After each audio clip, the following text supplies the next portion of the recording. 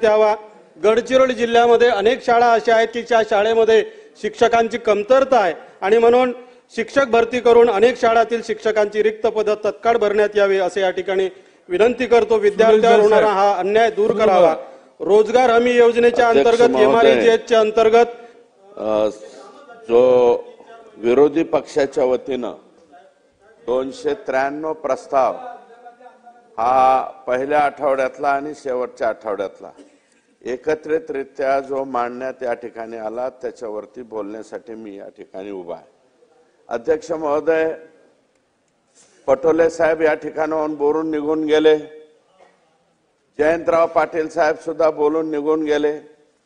आता टीका करायची तर नेमकी कुणावर करायची अध्यक्ष महोदय?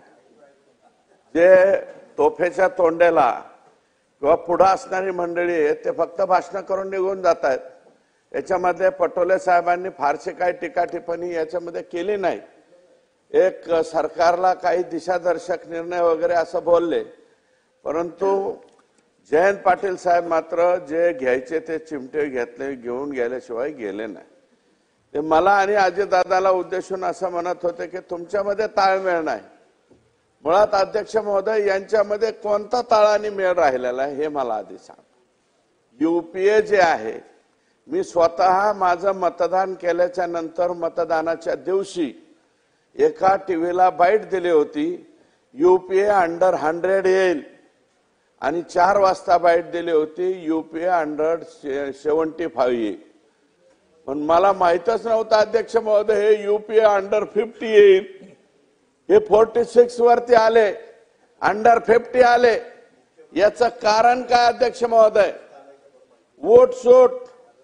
तुम्ही लोकांनी ज्या दिवसापासून लाडक्या बहिणीसारखी योजना या सरकारने सांगितली त्या दिवसापासून लाडक्या बहिणीच्या विरोधात बोलायला सुरुवात केलं।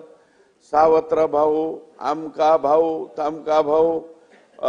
कदम साहेब तुमच्या पक्षाचे एक नेते जे यावेळेस निवडणूकच लढले नाही, पण ते डायरेक्ट म्हणले की आम्ही जर निवडून आलो तर लाडकी बहीणच बंद करून टाकू।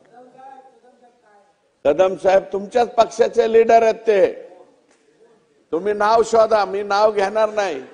विनाकारण ते नाही लढले, त्यांचे चिरंजीव लढले, पण त्या जागेवर आशिष देशमुख निवडून आशिष देशमुख का वहिनी लढल्या, ते लढले नाही। परंतु त्यांचं स्टेटमेंट हे असं होतं की लाडक्या बहिणीचे मंजूर झालेले। माझ्या उत्तरात बोला ना, उत्तरात बोला ना, नाव घेतलेलं, उत्तरात बोला। नाव घेतलेलं आहे, तुमचं घेतलं, नाव नाही घेतलं, नाव नाही तुमच्या प्रस्तावात।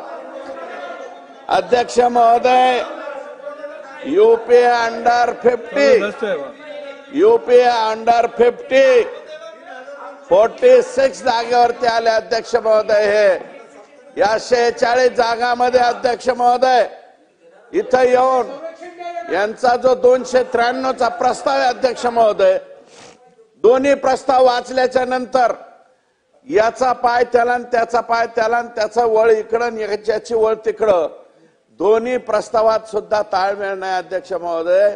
अवमेळाचा हा 293चा प्रस्ताव आहे।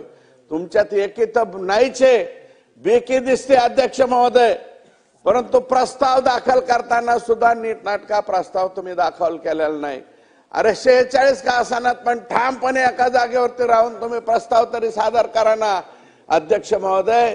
ती सुद्धा दानत, ती सुद्धा हिम्मत या तीनही UPAच्या लोकांच्या मध्ये राहिलेलं नाही, हे यातून दिसतं अध्यक्ष महोदय। हे सगळं करून फक्त टीकात्मक करायचं, लाडक्या बहिणीवर टीका करायची। लाडक्या बहिणीचं झाल्याच्या नंतर POP बंदी। अरे जिथं हायकोर्टाच्या आदेशाने कायदा झालेला आहे, फक्त सवंग लोकप्रियतेसाठी असे काही प्रश्न उपस्थित करायचे, अशा प्रकारचा प्रयत्न अध्यक्ष महोदय विरोधी पक्षाकडून या ठिकाणी दिसतोय। अध्यक्ष महोदय, आमचे मुंबईच्या आमदारांनी इथं अतिशय चांगलं बोलल्यामुळे मी नाही म्हणत, पण मुंबईचा कोस्टल रोड ही कल्पक योजना ही आताचे राज्याचे मुख्यमंत्री देवेंद्र फडणवीस साहेबांची आहे। हे तर मान्य करावं लागेल ना तुम्हाला. कुठं मान्य केलं? ज्यावेळेस कोस्टलला सेंट्रल गव्हर्नमेंटची मान्यता आली, तुमच्या पक्षाचं सरकार होतं, ज्यांनी कोस्टल रोडला विरोध केला त्यांनी सगळ्या टीव्हीला बदलून घेतलं, आमची योजना, आमची योजना, आमची योजना. मुळात ती योजना देवेंद्र फडणवीसांची होती. देवेंद्र फडणवीस यांनाच त्याचं क्रेडिट त्या ठिकाणी गेलं पाहिजे. अध्यक्ष महोदय, केबल कार पर्यंत आता आपण चाललोय. अध्यक्ष महोदय, ज्यावेळेस समृद्धी महामार्ग काढला त्यावेळेस सुद्धा टीका झाली. तशी शक्तीपीठाच्या बाबतीत सुद्धा राज्यातून कोणत्याही तालुक्यातले लोक इथं उपोषणाला बसले की त्याला विरोधी पक्ष भेटायला जायला तयारच. आता कोणाची ज्याची जमीन जाती त्याला वाटतच ना अध्यक्ष महोदय हा झाला नाही पाहिजे, हे लगेच जाऊन बळ देणार, त्याला बिलकुल झालं नाही पाहिजे. मग इथं येऊन भाषण तर तसे करा ना, तसे भाषण सुद्धा करीत नाहीत. इकडं म्हणतात शक्तीपीठ मार्ग चांगला आहे. अध्यक्ष महोदय, नागपूर पासून कोल्हापूरच्या आमच्या अंबाबाई पर्यंत आम्हाला सिंधुदुर्गापर्यंत एक सलग रस्त्याने जाता येणार आहे. आणि भाविक भक्त या सगळ्या तीर्थक्षेत्राचा कमी नाही, ही सुद्धा कल्पक योजना राज्याच्या मुख्यमंत्र्यांची आहे. हे आपल्याला मान्य करावं लागेल. पण एखादी वळ टाकायची, त्यात संभ्रम निर्माण होतं का? आम्ही समृद्धीच्या वेळेस सुद्धा पाहिलेलं आहे ना अध्यक्ष महोदय, कोणत्या पक्षाने आंदोलन केलं, कोणत्या पक्षाचे लोक पालघरमध्ये जाऊन बसले.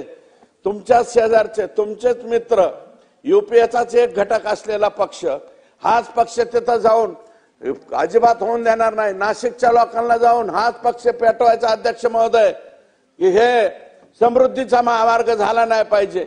पालघरला जाऊन हेच पेटवायचे अध्यक्ष महोदय.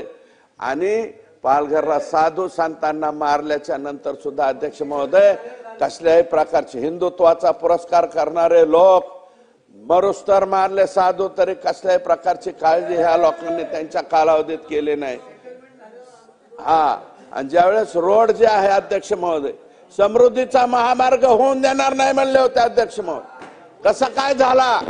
आता शक्तीपीठच्या बाबतीत सुद्धा अध्यक्ष महोदय, शक्तीपीठच्या बाबतीत सुद्धा माणसं पेटून नेण्याचा, खाली बसून बोलू नये म्हणून अध्यक्ष महोदय, खाली बसून बोलू नये, त्यांना समज द्या अध्यक्ष महोदय.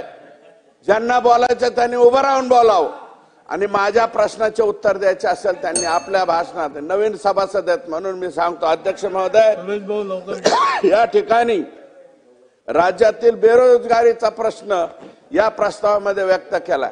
अध्यक्ष महोदय, दावोसला राज्याचे मुख्यमंत्री जाऊन आले. 15 लाख कोटींची गुंतवणूक, संपूर्ण देशामध्ये सर्वाधिक जास्त गुंतवणूक राज्याचे मुख्यमंत्री घेऊन आलेत. 5 वर्षामध्ये या ठिकाणी सर्वाधिक जास्त रोजगार उपलब्ध कसा होईल हे राज्याचे मुख्यमंत्री, उपमुख्यमंत्री आणि अर्थमंत्री हे त्या ठिकाणी पाहतील. आमचा त्यांच्यावरती विश्वास. अध्यक्ष महोदय, सौर पंप योजना अतिशय सुंदररित्या चालू आहे. दिवसा 12 तास वीज महाराष्ट्राला मिळणार आहे. ही अतिशय कल्पक योजना ही राज्याचे मुख्यमंत्री, त्यांच्याकडेच हे डिपार्टमेंट आहे. अध्यक्ष महोदय, गायरान जमिनीमध्ये काम होत आहे. फक्त एक विनंती आहे, काही ठिकाणी दलित समाजाच्या लोकांनी, एसटी समाजाच्या लोकांनी गायरानं पकडलेली, तेवढ्यावरती थोडंसं हे नाही केलं पाहिजे, अशा प्रकारची एक विनंती आहे. अध्यक्ष महोदय, 18 महामंडळाच्या चिंता पडली त्यांना, तुम्ही चिंता करू नका, अजितदादा देतील ना पैसे, टप्प्याटप्प्याने देतील. सगळी महामंडळ मार्गी लावण्याचा प्रामाणिक प्रयत्न करतील. अध्यक्ष महोदय, सोयाबीन 4892, अध्यक्ष महोदय, कापूस 7500 आणि धानाला 20,000 रुपयाचा हेक्टरी आमच्या सरकारने या ठिकाणी बोनस दिला. अध्यक्ष महोदय, शेतकऱ्यांनी अतिशय आनंदामध्ये 4892 आणून सोयाबीन घातलेले. तुमच्या काय पोटात दुखतंय? ज्या दिवशी अध्यक्ष महोदय 4000च्या आत सोयाबीन होतं तोपर्यंत विरोधी पक्षांनी काय म्हणायचं, 5000 भाव झाला पाहिजे. ज्यावेळेस केंद्र सरकारने 4892 केला, यांनी लगेच फेसबुकवर 6000 रुपये क्यों ना हो यायची तरास. असं कसं 4000 झालं, संपलं. 4892 अध्यक्ष महोदय, एकच आमचे पालकमंत्री हे अजितदादा आहेत म्हणून शेवटचा प्रश्न मांडतो. अजितदादा कैलास पाटील आहे. पालकत्व स्वीकारलंय. कैलास एकच मिनिट गाडगीळ साहेब, एकच मिनिट शेवटचा. दादा पालकत्व स्वीकारलंय. दादा, आमची जिल्हा मध्यवर्ती बँक सुद्धा पुणे जिल्हा बँकेला दत्तक घ्या ना, म्हणजे आमचा प्रश्न मिटून जाईल.